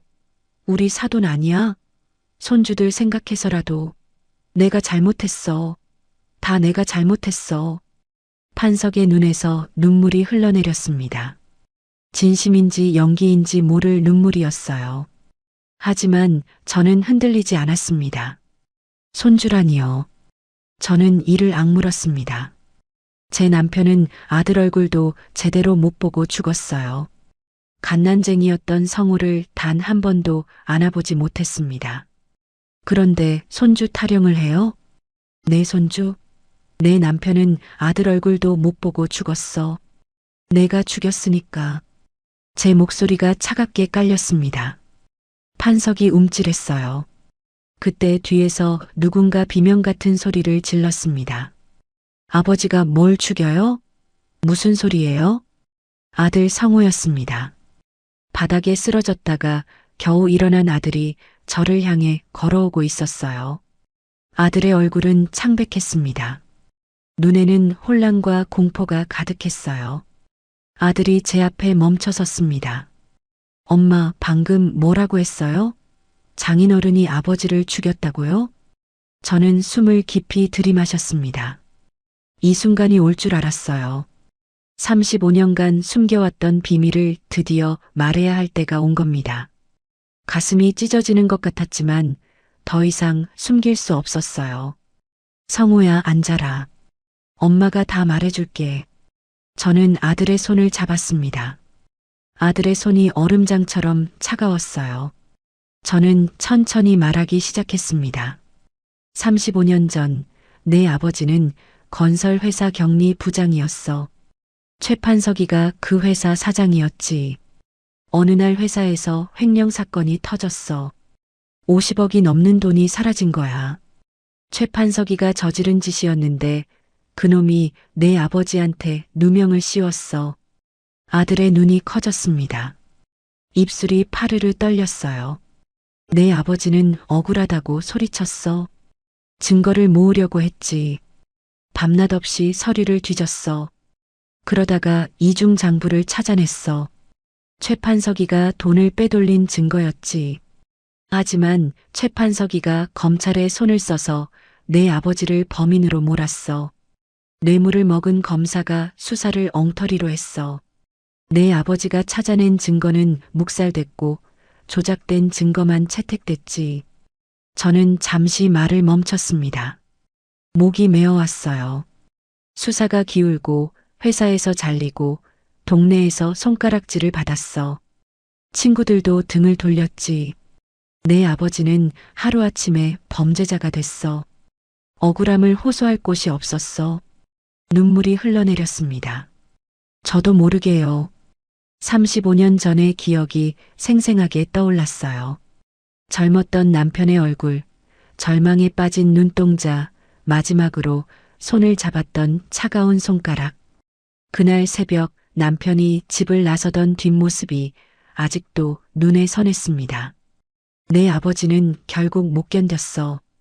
어느 날 새벽에 집을 나갔는데 다시는 돌아오지 않았어. 다리 밑에서 발견됐지. 주머니에는 이중 장부 원본이 들어 있었어. 목숨을 걸고 지킨 거야. 내가 겨우 100일이 지났을 때였어. 내 아버지는 널 단 한 번도 안아보지 못했어. 연회장이 숙연해졌습니다. 아까까지 웅성거리던 하객들도 조용해졌어요. 어떤 사모님은 손수건으로 눈가를 찢고 있었습니다. 아들이 휘청거렸습니다. 옆에 있던 의자를 붙잡고 겨우 버텼어요. 아들의 얼굴이 일그러지고 있었습니다. 눈에서 눈물이 뚝뚝 떨어졌어요. 아들의 온몸이 떨리고 있었습니다. 그런데 엄마는 왜 나한테 말 안 했어요? 왜 그 집에 장가 보냈어요? 내가 그 원수의 딸이랑 15년을 살았어요. 아들의 목소리가 갈라졌습니다. 분노와 슬픔과 배신감이 뒤섞인 목소리였어요. 아들이 머리카락을 쥐어뜯었습니다. 미칠 것 같다는 표정이었어요. 저는 아들의 손을 더 꽉 잡았습니다. 복수하려고. 원수의 품에 들어가야 원수를 칠 수 있으니까. 미안하다, 성호야. 엄마가 너한테 너무 많은 걸 숨겼어. 아들이 고개를 떨구었습니다. 어깨가 들썩거렸어요. 울고 있는 거였습니다. 저는 아들의 등을 쓰다듬어 주고 싶었지만 지금은 그럴 때가 아니었어요. 아직 끝나지 않았거든요. 미라가 갑자기 끼어들었습니다. 된장으로 엉망이 된 드레스를 입은 채 눈이 뒤집어진 얼굴로 소리쳤어요. 거짓말. 다 거짓말이야. 우리 아빠가 그럴 리 없어. 미라가 판석에게 달려갔습니다. 판석의 양복 소매를 붙잡고 흔들었어요. 아빠, 거짓말이라고 해. 저 미친 노인네가 지어낸 거라고 해. 판석은 대답하지 못했습니다. 고개를 푹 숙인 채 바닥만 내려다보고 있었어요. 침묵이 답이었습니다. 미라의 손이 풀렸습니다. 뒤로 비틀거리며 물러났어요. 얼굴이 하얗게 질려 있었습니다. 세상이 무너지는 표정이었어요. 아빠, 진짜야? 판석이 고개를 끄덕였습니다. 아주 작게요. 미라가 주저앉았습니다. 무릎이 바닥에 쿵 부딪히는 소리가 났어요. 저는 미라를 내려다봤습니다. 아까까지 저를 때리고 거지 취급하던 여자였어요. 2천만 원짜리 명품 드레스가 된장 범벅이 됐고 완벽했던 화장은 눈물에 번져 판다처럼 변해 있었습니다. 하지만 지금은 한심하기 짝이 없었어요. 저는 천천히 입을 열었습니다. 미라야, 내가 나한테 한 짓 기억나? 시어머니한테 야라고 하고 거지근성이라고 욕하고 뺨까지 때렸지. 남편을 발로 차고 밀쳐서 바닥에 넘어뜨렸어. 300명이 다 봤어. 기자들 카메라에도 다 찍혔고 내일 아침이면 온 나라 사람들이 알게 될 거야. 미라가 고개를 들었습니다. 눈에 공포가 가득했어요. 입술이 파르르 떨렸습니다. 이제 내 인생은 끝났어. 페륜녀라는 꼬리표가 평생 따라다닐 거야. 인터넷에 내 얼굴이 도배될 테고 어딜 가든 손가락질을 받을 거야. 재벌가 며느리? 이제 거지도 안 받아줄걸?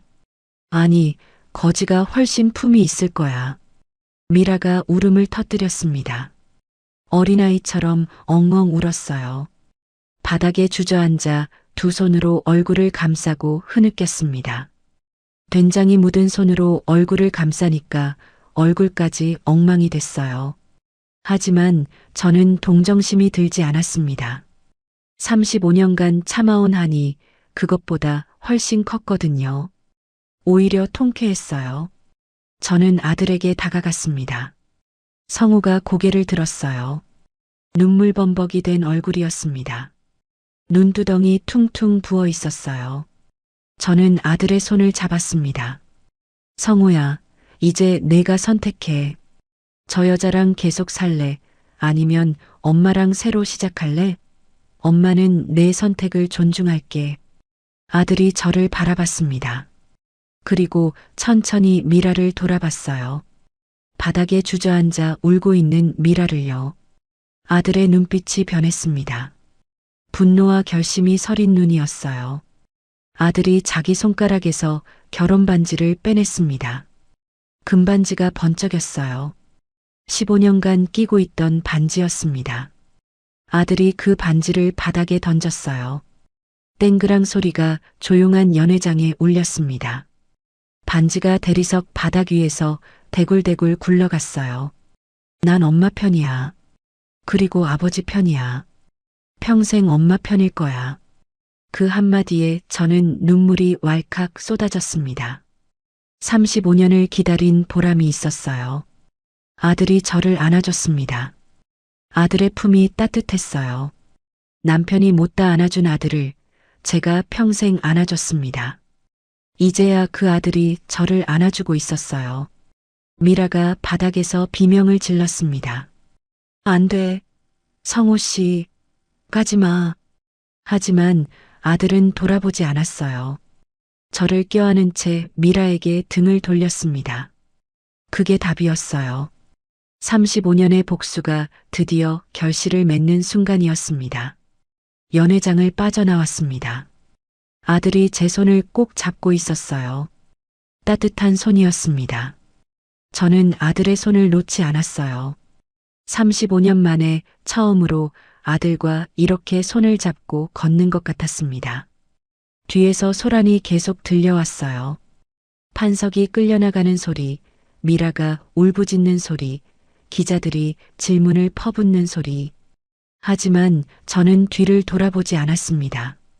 이미 끝난 일이었으니까요. 호텔 로비를 지날 때 직원들이 일제히 허리를 숙였습니다. 아까 저를 쫓아내려던 그 젊은 직원도 있었어요. 얼굴이 새파랗게 질려 있었습니다. 식은땀이 이마에 송글송글 맺혀 있었어요. 저는 그 직원 앞에서 잠시 멈췄습니다. 자네, 아까 나한테 뭐라 그랬지? 물건 파는 데가 아니라고 했나? 직원이 벌벌 떨며 바닥에 엎드렸습니다. 무릎이 대리석 바닥에 쿵 부딪히는 소리가 났어요. 죄송합니다. 제가 눈이 멀었습니다. 살려주십시오. 저는 피식 웃었어요.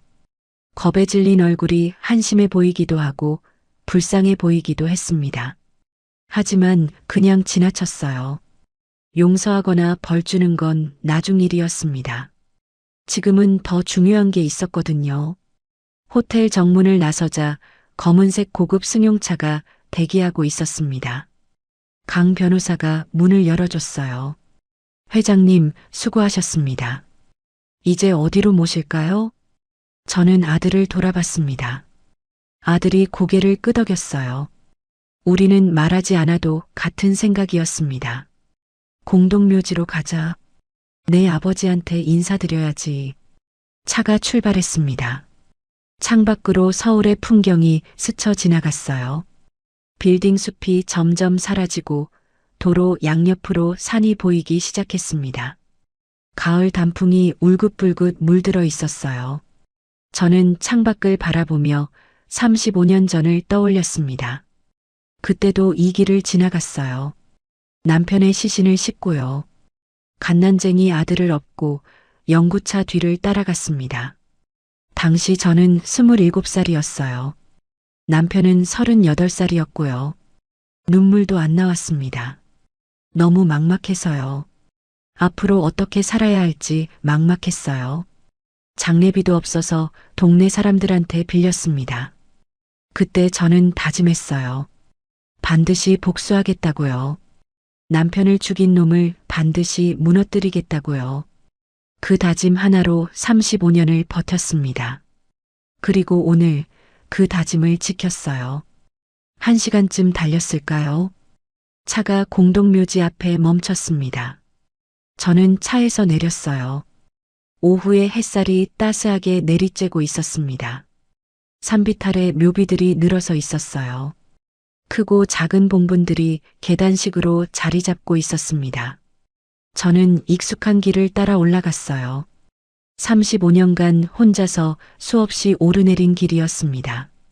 아들이 뒤따라왔어요. 낙엽이 바스락거리는 소리가 발밑에서 났습니다. 남편의 묘 앞에 도착했습니다. 산 중턱에 양지 바른 자리였어요. 작은 봉분 위에 풀이 무성하게 자라 있었습니다.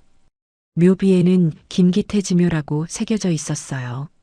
저는 허리를 숙여 풀을 뽑기 시작했습니다. 아들도 옆에 무릎을 꿇고 함께 풀을 뽑았어요. 손에 흙이 묻었지만 아무도 신경 쓰지 않았습니다. 엄마, 나 여기 처음 와봐요. 아들의 목소리가 떨렸습니다. 저는 손을 멈추지 않고 대답했어요. 미안해. 엄마가 일부러 안 데려왔어. 내가 이 묘 앞에서 울면 최판석이한테 의심받을까 봐서. 아들이 고개를 떨구었습니다. 어깨가 들썩였어요. 울고 있는 거였습니다. 저는 아들의 등을 쓰다듬어 줬어요. 이제 실컷 울어. 내 아버지 앞이니까. 아들이 묘비 앞에 엎드려 울기 시작했습니다. 소리내어 울었어요. 35년간 한 번도 아버지 묘 앞에서 울어보지 못한 아들이었습니다. 제가 그렇게 만들었어요. 복수를 위해서요. 저는 아들의 울음소리를 들으며 가슴이 찢어지는 것 같았습니다. 아들이 울음을 그치자 저는 묘비 앞에 무릎을 꿇었습니다. 손으로 묘비를 쓰다듬었어요. 차가운 돌이 손끝에 닿았습니다. 영감 나야. 말순이야. 목소리가 떨렸습니다. 눈물이 왈칵 쏟아졌어요. 35년간 꾹 참아왔던 눈물이었습니다. 복수를 완성하기 전에는 울지 않겠다고 다짐했거든요. 하지만 이제는 울어도 됐습니다. 다 끝났어요. 35년 걸렸지만 다 끝냈어요. 최판석이 그놈 오늘 완전히 망했어요. 호텔도 빼앗기고 재산도 다 날아가고 세상 사람들한테 욕먹게 됐어요. 감옥에 갈 거예요. 그놈이 당신한테 했던 것처럼 이제 그놈이 세상한테 손가락질 받을 거예요. 눈물이 볼을 타고 흘러내렸습니다. 저는 계속 말했어요. 당신이 목숨 걸고 지킨 그 서류, 오늘 드디어 써먹었어요. 35년 동안 품고 있다가 오늘 꺼냈어요. 당신 피가 묻어있는 그 종이로 원수놈 목을 쳤어요. 당신이 지킨 증거가 결국 그놈을 무너뜨렸어요. 아들이 옆에서 조용히 듣고 있었습니다. 저는 아들을 가리키며 말했어요. 우리 성우 여기 데려왔어요. 이제 다 알아요. 자기 아버지가 어떤 사람이었는지, 왜 돌아가셨는지 다 알았어요. 그리고 당신 편이래요. 아버지 편이래요. 아들이 묘비 앞에 다가왔습니다. 무릎을 꿇고 큰 절을 올렸어요. 이마가 흙바닥에 닿았습니다. 한 번, 두 번, 세 번. 정성을 다해 절을 올렸어요. 아버지, 성우예요. 늦어서 죄송합니다. 35년 만에 처음 인사드려요. 불효자입니다. 아들의 목소리가 갈라졌습니다. 눈물이 뚝뚝 떨어져서 흙바닥에 동그란 얼룩을 만들었어요. 아버지가 어떤 분인지 이제야 알았어요. 억울하게 누명을 쓰시고 그래도 증거를 지키려고 목숨까지 거셨다면서요. 정말 대단한 분이셨어요. 그런 아버지의 아들인 게 자랑스러워요. 아들이 묘비에 이마를 대고 흐느꼈습니다. 저는 아들 옆에 앉아서 함께 울었어요. 산바람이 불어왔습니다. 마치 남편이 우리를 쓰다듬어 주는 것 같았어요. 한참을 울고 나서 저는 눈물을 닦았습니다. 그리고 품속에서 서류 봉투를 꺼냈어요. 아까 호텔에서 가져온 서류들이었습니다. 영감, 이거 봐요. 더 로열 호텔 소유권 이전 확인서예요. 이제 저 호텔이 우리 거예요.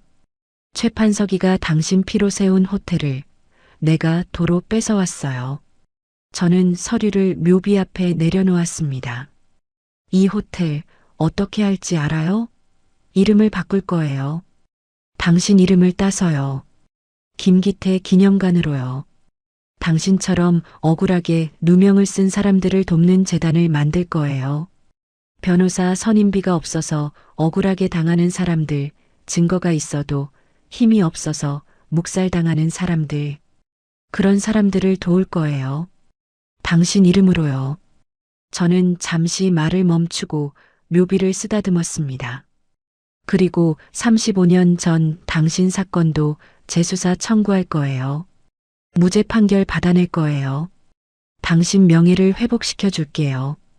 범죄자로 죽은 게 아니라 억울하게 누명을 쓴 피해자였다는 걸 세상에 알릴 거예요. 묘비가 햇살을 받아 반짝였습니다.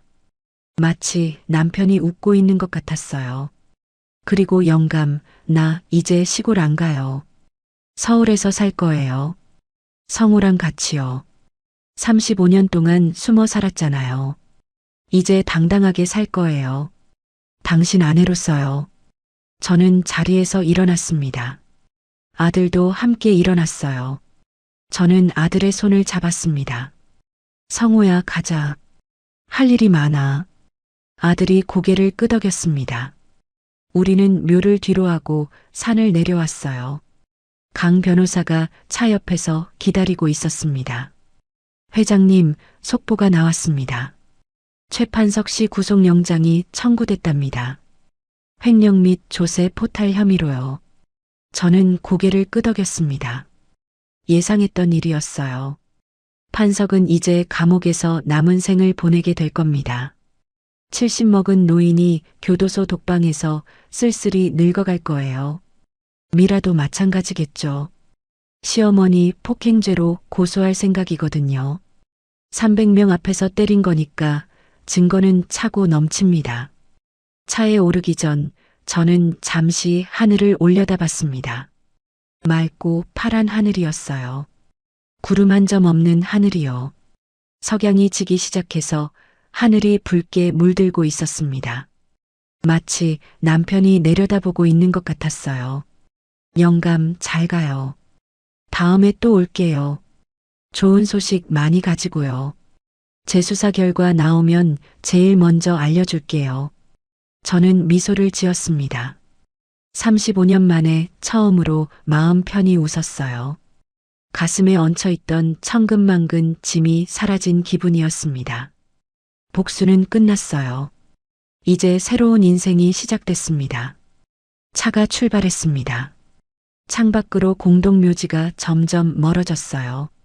붉은 석양이 산등성이 너머로 지고 있었습니다. 저는 아들의 손을 꼭 잡은 채 앞만 바라봤어요. 앞으로 펼쳐질 새로운 날들을요. 아들이 조용히 물었습니다. 엄마, 앞으로 어떻게 살 거예요? 저는 창밖을 보며 대답했어요. 평범하게. 그냥 평범한 할머니처럼 살 거야.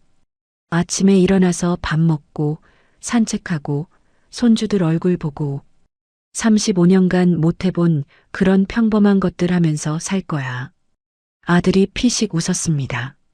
엄마가 평범하게 살 수 있을까요? 3천억 재벌인데. 돈은 재단에 맡기면 돼. 나는 그냥 엄마로, 할머니로 살고 싶어. 저는 아들을 바라봤습니다. 아들도 저를 바라봤어요. 우리는 동시에 웃음을 터뜨렸습니다. 35년 만에 처음으로 함께 웃는 거였어요. 흑투성이 몸빼를 입은 거지 할머니는 사라졌습니다. 이제 저는 박말순이에요. 명동 호랑이요, 3천억 재벌이요, 그리고 사랑하는 아들의 어머니입니다. 남편의 억울함을 풀어준 아내이기도 하고요. 차창 밖으로 서울의 야경이 반짝이기 시작했습니다. 수많은 불빛들이 마치 별처럼 빛나고 있었어요. 저는 그 불빛들을 바라보며 생각했습니다. 저 불빛들 중 하나가 이제 제 것이에요. 아니, 남편 것이에요. 남편의 이름으로 빛날 거예요. 35년의 긴 밤이 끝났습니다. 이제 새로운 아침이 밝아오고 있었어요. 오늘의 사연 어떠셨나요? 사연이 마음에 닿았다면 더 좋은 사연으로 찾아뵐 수 있도록 구독과 좋아요를 눌러주세요. 그리고 사연의 주인공을 위한 따뜻한 말씀도 댓글로 부탁드립니다. 여러분의 오늘을 응원합니다. 인생 소풍이었습니다.